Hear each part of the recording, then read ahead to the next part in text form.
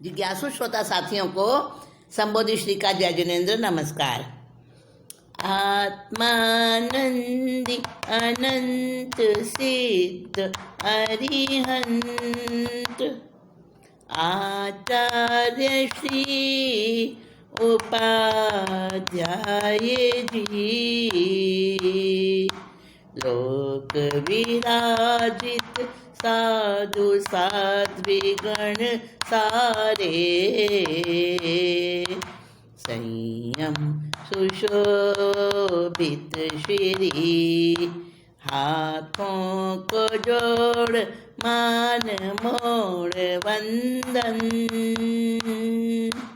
करती हूँ मैं अहर्निशम संबोधि करो प्रदान कृपालु पापों का कर सकूं शमन पापों का कर सकूं हनन। समस्त देव और गुरु भगवंतों को अनन्य आस्था सहित प्रणतिपात पूर्वक भाव वंदन।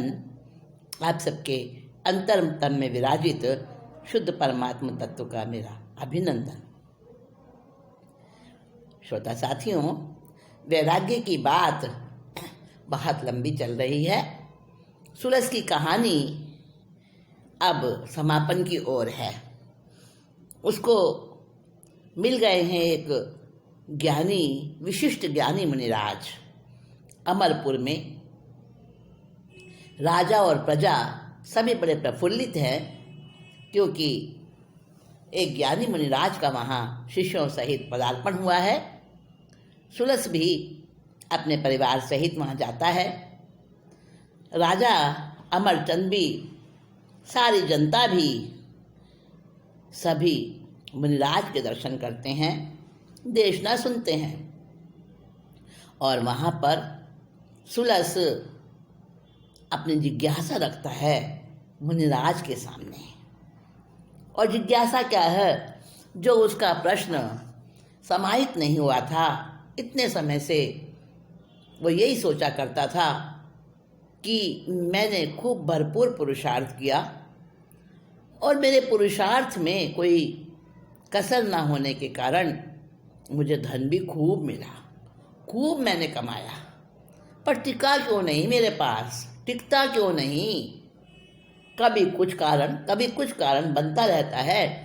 क्यों बना ऐसा मेरे जीवन में कारण, जो मुझे देव के द्वारा दिए गए धन पर ही गुजर करनी पड़ रही है। बड़ा विषाद था उसके मन में, बड़ा सोच था उसके दिल में इस बात का कि मित्र देव के द्वारा, जिनशेखर देव के द्वारा जो बरसाया जाता है धन, उससे ही मेरा जीवन चलता है, मेरी पत्नियों का और मेरे घर परिवार का उससे ही गुजारा होता है। क्यों मैं ऐसा क्यों बना? क्या ऐसे मैंने पाप किए थे? कौन से ऐसे कठोर कर्म मैंने किए थे? और ये जिज्ञासा रखी ज्ञानी मुनिराज के समक्ष। मुनिराज ने कहा, हे सुलस, तुम्हारा वैराग्य बहुत पक्का किरमिची वैराग्य है तुम्हारा, परंतु तुम्हारे इन सब सवालों का जवाब है तुम्हारा पूर्व भाव, तुम्हारे पहले किए हुए कर्म, और उनके अंदर ही तुम्हें अपने प्रश्नों के जवाब मिलेंगे। हाँ बनते, बताइए, मैं सुनना चाहता हूँ। ऐसे कैसे मैंने कठोर कर्म किए थे जो मुझे इस जन्म में सब कुछ योग्यताएं होते हुए भी मैं कमा नहीं सका? मुनिराज ने उसे शांत किया और सुलस का पूर्व भाव सुनाना शुरू किया। आप भी सुनने को उत्सुक होंगे कि ऐसा सुलस ने आखिर क्या किया था। अब मुनिराज फरमा रहे हैं, आइए हम सब सुनते हैं। ताम्राकार नगर का वासी तारा चंद्र कृषक दानी, याचक भिक्षु साधु संतों, सबको दे भोजन पानी। भिख मंगे यश गाते लेकिन साधु मौन चले जाते, साधु मौन चले जाते। ताराचंद के भाव थे बदले, दोष लगाया धर्म करते, सुलस था घर में ही वैरागी। अब मुनिराज ने सुनाया, सुनो सुलस, सावधान होकर सुनो।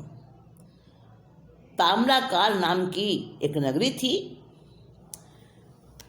और उस नगरी के अंदर ताराचंद नाम का एक किसान रहा करता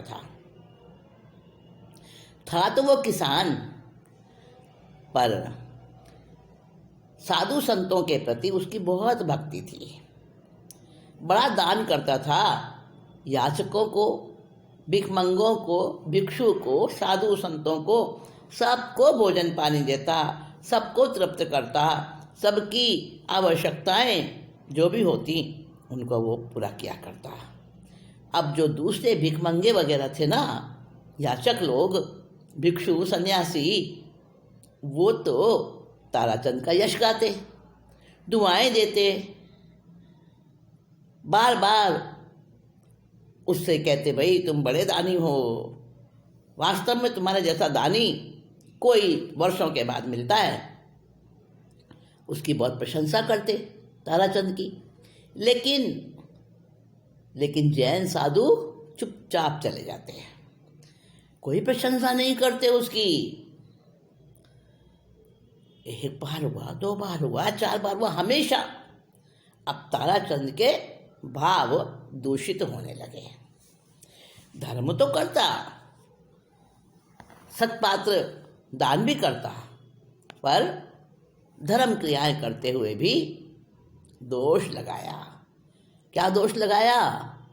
यही विचारों का जब बदलाव आया ना, और विचारों में कुटिलता आ गई, कलुषता आ गई, तब ताराचंद का सोच बदल गया। क्या सोच बदला? विचार करने लगा, मेरे धन पर ये साधु तो समझ रहे अपना अधिकार, माने ना कुछ एहसान मेरा, मीठे वचन भी न बोलते चार।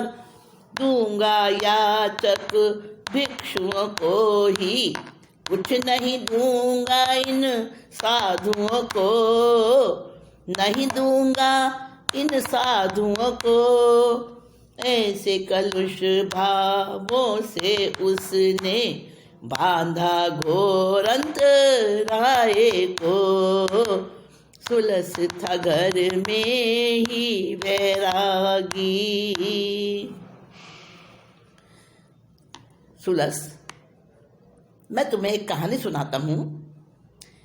एक ताम्रापुरी नाम की नगरी थी, ताम्राकार नगरी, और उसमें ताराचंद नाम का एक किसान रहा करता था। वो दान देता था और अच्छे भावों से देता था, लेकिन दूसरे साधु, याचक, भिखमंगे तो उसकी तारीफ़ें करते थे, उसके तारीफ़ों के पुल बांधते थे, उसको बहुत बहुत अच्छा बताते थे, प्रशंसा और दुआएं देते थे।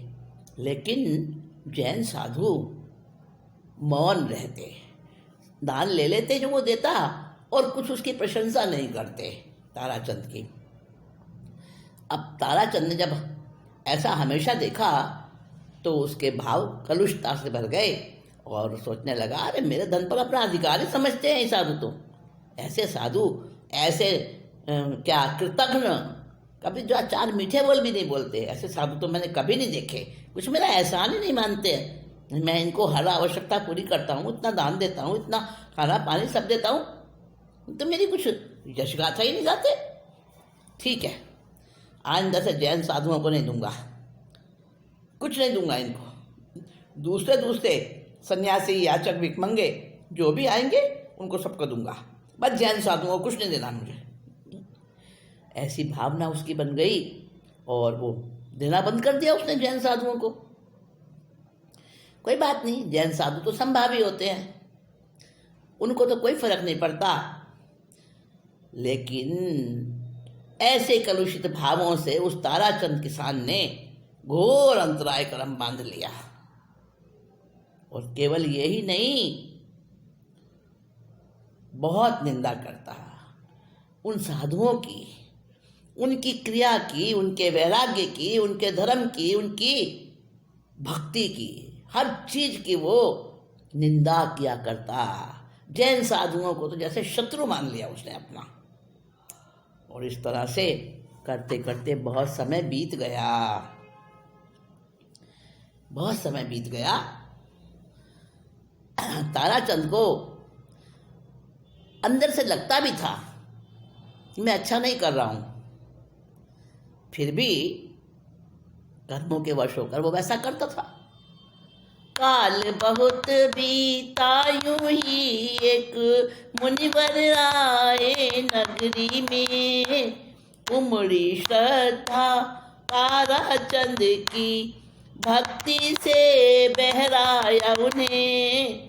कई जन्मों में धर्मा दे के अन्न धन की भी चोरी की थी, अन्न धन की भी चोरी करी। कपटाई से उस भव में तो मध्यम किसान की योनि मिली, सुलस था घर में ही बैरागी। बहुत समय बीत गया सुलस को मुनिवरों की निंदा करते करते, उनकी वैराग्य, उनके सत्संग और उनके जीवन की, उनकी क्रियाओं की, उनके ज्ञान की, सबकी निंदा करता और कहता मैं कभी नहीं दूंगा इन जैन साधुओं को, देने के काबिल ही नहीं है। एक बार कोई जैन साधु मुनिवर उस नगरी में आए अपने शिष्यों के साथ, और न मालूम कैसे शुभ कर्मों के उदय से ताराचंद की श्रद्धा ऐसी उमड़ी उन मुनिराज के प्रति कि बड़ी भक्ति भाव से उसने उन्हें सुपात्र दान दिया, आहार बहराया। श्रद्धा उमड़ी और आहार बहराया बड़ी श्रद्धा से, बड़ी भक्ति से। और उस भाव में तो किसान बना था, ताराचंद किसान था, और कई जन्मों में पहले उसने धर्म के जो पैसे होते थे, धर्मादा, उसका अन्न और उसका पैसा धर्मादे का, उसकी भी चोरी करी थी पहले भवों में, ऐसी कपटाई करी थी। तो वो किसान बना था और किसान के जन्म में भी बहुत अच्छा था, फिर भी दान करता, साधु संतों की भक्ति करता। लेकिन उन पिछले वर्षों में उसने बहुत सारे कर्म बंधन कर लिए थे, कठोर कर्म बांध लिए थे, और निंदा कर करके कभी निंदा करता, कभी उनकी बुराइयां करता, और कभी कभी भक्ति भी कर लेता। ऐसे करते करते जीवन चलता रहा। तुम ही थे सुलस, वो ताराचंद किसान तुम ही थे। मुनिराज बता रहे हैं, निंदा अवगुण वादी थे तुम, भक्ति भी कर लेते कभी, भक्ति भी कर लेते कभी।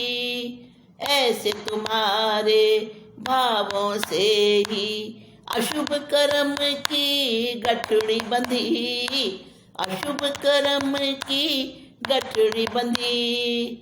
इस कारण पुरुषार्थ के द्वारा धन आता पर टिकता नहीं, धन आता पर टिकता नहीं।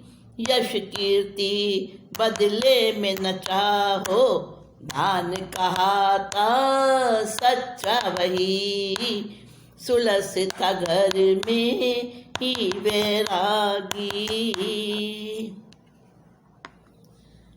सुलस, तुम धर्म की धार्मिकों की, साधु संतों की खूब निंदा करते, खूब अवगुणवाद बोलते, और कभी कभी कुछ श्रद्धा भी उमड़ती तो भक्ति भी कर लेते हैं।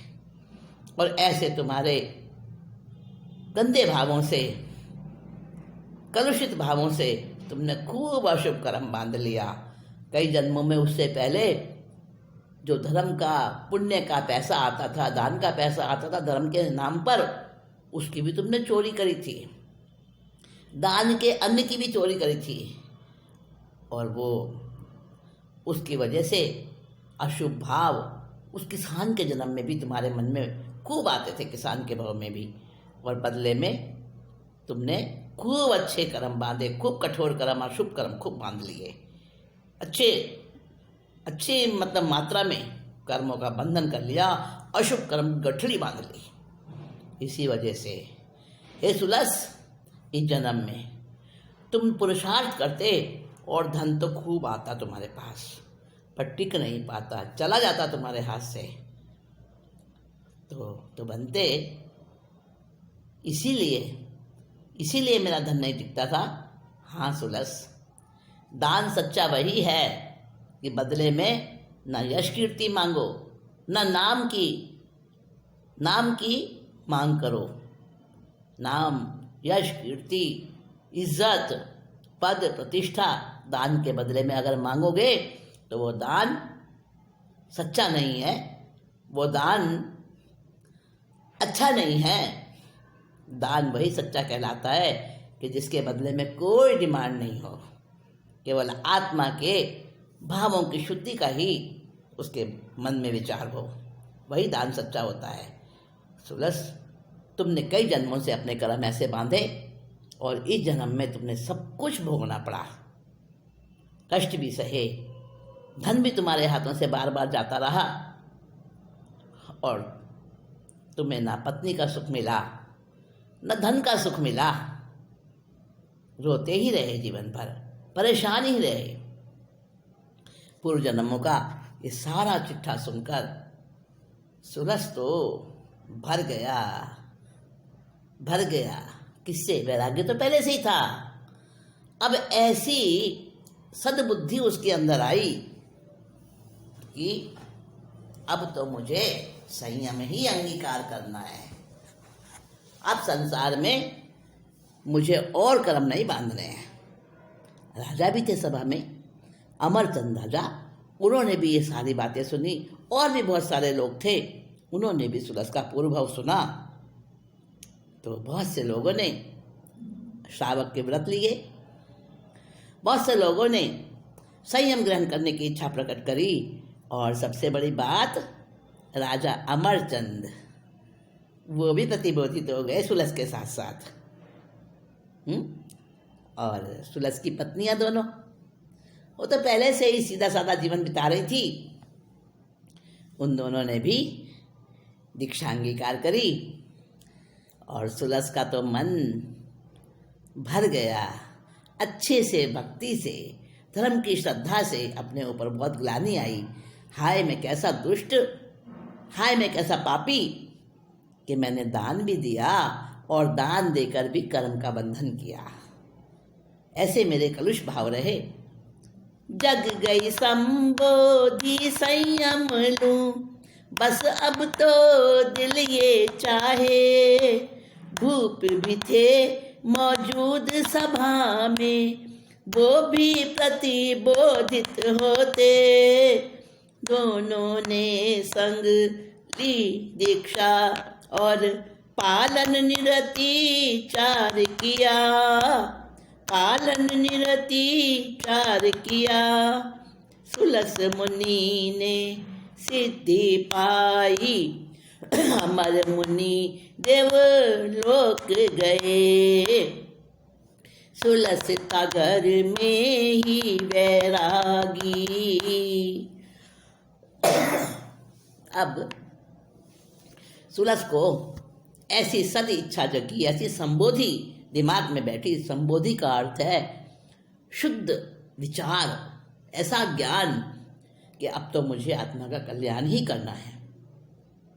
ऐसी शायिक संकित शुद्ध संबोधि उसके जग गई, सोया हुआ जो वैराग्य था उमड़ पड़ा। अब तो मेरा दिल चाहता है मैं संयम ही लूँगा। दोनों पत्नियां तो पहले से ही भरी हुई थी वैराग्य भाव से, वो भी प्रतिबोधित हो गई। और सबसे बड़ी बात, राजा भी जो वहाँ सभा में मौजूद थे वो भी तैयार हो गए। पुत्र को राजगद्दी दी और बड़ा भारी समारोह हुआ धूमधाम से। राजा ने, अमरचंद राजा ने, सुलस ने और सुलस की पत्नी सुभद्रा और कामपता का, उसने देखो कैसा अपना जीवन कैसा बदला और कैसा पावन बना लिया। उसने भी दीक्षा ले ली और सुलस मुनि और अमर मुनि अब दोनों निरति चाल पालन करते, संयम का निर्दोष पालन करते, खूब ज्ञान ध्यान करते, खूब साधना करते। और सुलस मुनि ने तो सिद्धि प्राप्त कर ली उसी भव में, और अमर मुनि उस भव में आयु पूरी करके देवलोक गए और वो भी बहुत जल्दी सिद्धि को प्राप्त करेंगे। और दोनों जो साधवियाँ बनी थी उन्होंने भी साधना करके अपने जीवन को धन्य किया, देवलोक प्राप्त किया। तो कहते हैं, राग और वैराग्य में आँख मिचौनी खेल, पक्का हो वैराग्य तो छूटे आवागमन की जेल। राग और वैराग्य हमारे जीवन में ये दोनों आँख मिचौनी का खेल खेलते रहते हैं। और अगर वैराग्य भाव शुद्ध होता है, पक्का हो जाता है, तो सचमुच सचमुच जन्म मरण से, आवागमन से छुटकारा हो जाता है। और फिर सिद्ध अवस्था में आत्मा निष्कलंक होके सिद्धालय पर विराजती है। तो साथियों, ये वैराग्य भाव की सुलस की कथा, जो कि कई जन्मों से वैरागी था, कई जन्मों से जिसने कर्मों को हल्का कर रखा था, लेकिन सुलस का जन्म था, उससे पिछले जन्म में उसने बहुत कर्म बांध लिए थे। धर्म की निंदा कर करके साधुओं की निंदा कर करके उसने बहुत बहुत इकट्ठा कर लिया था कचरा, गठड़ी बांध ली थी, कर्म की भारी कर ली थी। और वो मुनिराज से अपने पूर्व भाव को सुनकर सुलस के अंदर ऐसा परिवर्तन आया कि उसने तो दीक्षा ले ली और अपना जन्म सार्थक कर लिया। हम कब करेंगे जन्म सार्थक? कौन सा वो दिन आएगा? साथियों, श्रावक के भी 3 मनोरथ होते हैं और साधु के भी 3 मनोरथ होते हैं, जिसमें एक मनोरथ तो दोनों का ही सेम है, एक जैसा है, साधु का श्रावक का। कौन सा? कब मुझे समाधि मरण प्राप्त होगा? समाधि मरण जब वैराग्य भरपूर शुद्ध हो जाता है तो समाधि मरण प्राप्त होता है, और फिर आवागमन की जेल से हमेशा को छुट्टी मिल जाती है। साथियों, यही मंगल कामना करती हूँ, हम सब बहुत शीघ्र अपने कर्मों को खपाकर उस अवस्था को प्राप्त करें और आँख मिचौनी जो चलती है राग की वैराग्य की, इसको समझें और अपने जीवन में वैराग्य की भावना बढ़ाते रहें, ताकि बहुत जल्दी हमें भी उस सिद्ध शिला पर, सिद्धों के बीच में हम भी पहुंच जाएं। साथियों, मोक्ष का सुख सचमुच में कैसा होता है वो कहने से नहीं, सचमुच चखने से, उसका स्वाद लेने से पता चलता है। दोस्तों, मंगल कामना करती हूँ सभी के लिए, और इसी मंगल भावना के साथ अब मैं आपसे इजाज़त चाहूँगी। नमस्कार, जय जिनेन्द्र।